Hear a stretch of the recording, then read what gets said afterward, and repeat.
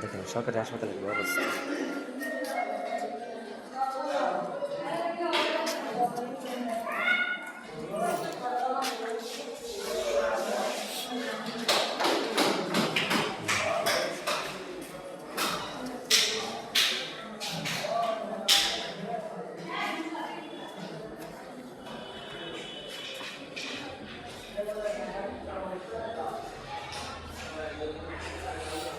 বেলাবো সরকারি হাসপাতালে।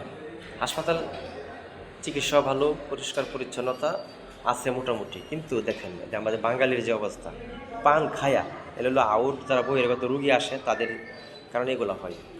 পান খায়া কি অবস্থা করছে, পান খায়া হাসপাতালের অবস্থা খারাপ বানায় দিচ্ছে, একবারে বাজে অবস্থা করছে।